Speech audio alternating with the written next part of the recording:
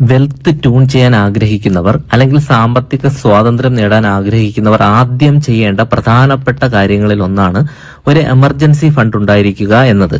അപ്പോൾ എന്താണ് emergency fund എന്നാണ് ഇവിടെ പറയാൻ പോകുന്നത്.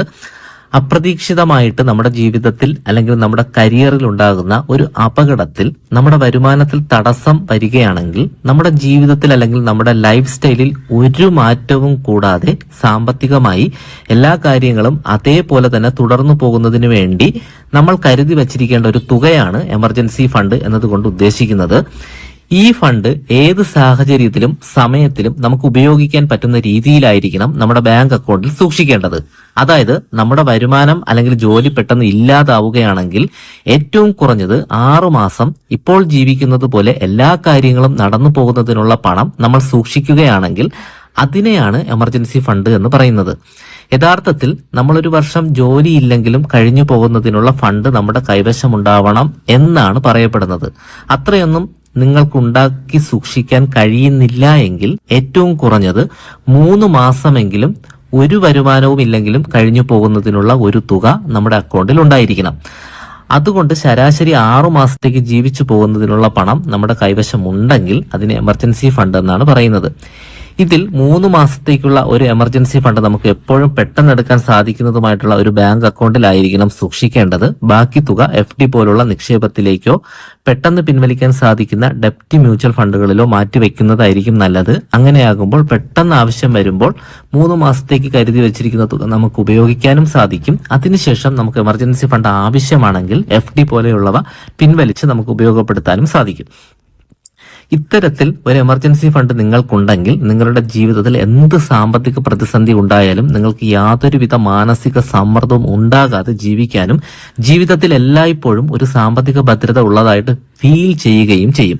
അതായത് നിങ്ങൾക്ക് എന്തെങ്കിലും പ്രശ്നം വന്ന് എന്റെ ജോലി നഷ്ടപ്പെട്ടാൽ എന്ത് സംഭവിക്കുമെന്നുള്ള ഒരു ചിന്തയെ അപ്പോൾ നിങ്ങൾക്ക് ഉണ്ടാവില്ല. സർക്കാർ ജോലിയുള്ളവർക്കാണെങ്കിൽ PF പോലെയുള്ളവ ഒരു എമർജൻസി ഫണ്ടായിട്ട് ഉപയോഗപ്പെടുത്താവുന്നതാണ്.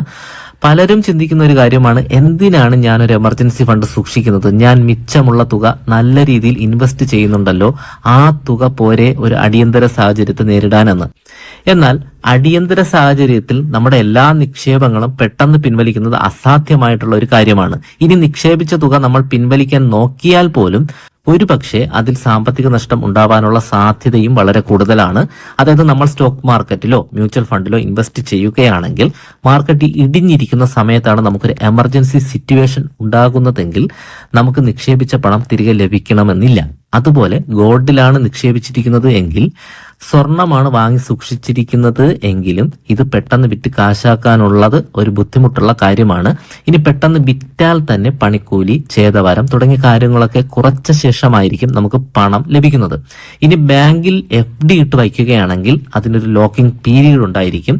അപ്പോൾ ആ പീരീഡ് കഴിഞ്ഞതിന് ശേഷം മാത്രമായിരിക്കും നമുക്ക് ആ ഫണ്ട് ലഭിക്കുന്നത്. ഇനി അതിനു മുൻപ് നമ്മൾ ആ പണം പിൻവലിച്ചു കഴിഞ്ഞാൽ നമ്മൾ വിചാരിച്ച പലിശയും കിട്ടുകയില്ല.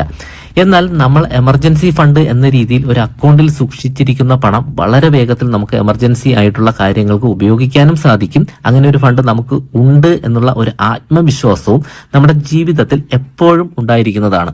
അതുപോലെ നമ്മുടെ കുടുംബത്തിലും എന്തെങ്കിലും പ്രശ്നങ്ങൾ വരുമ്പോൾ സാമ്പത്തികമായിട്ട് നമുക്ക് യാതൊരു വിധമായിട്ടുള്ള ബുദ്ധിമുട്ടുകളും ഇല്ലാതെ സമാധാനത്തോടെ ജീവിക്കാൻ സാധിക്കുന്നതാണ്. അതുകൊണ്ട് സാമ്പത്തിക സ്വാതന്ത്ര്യം അല്ലെങ്കിൽ സാമ്പത്തിക സ്ഥിരത ആഗ്രഹിക്കുന്നവർക്ക് ഒരു ബേസ്മെന്റ് എന്ന രീതിയിൽ നിക്ഷേപം തുടങ്ങുന്നതിന് മുൻപ് തന്നെ ഒരു എമർജൻസി ഫണ്ട് ഒരു നിശ്ചിത തുക ആയിട്ട് സൂക്ഷിച്ചു വയ്ക്കുക.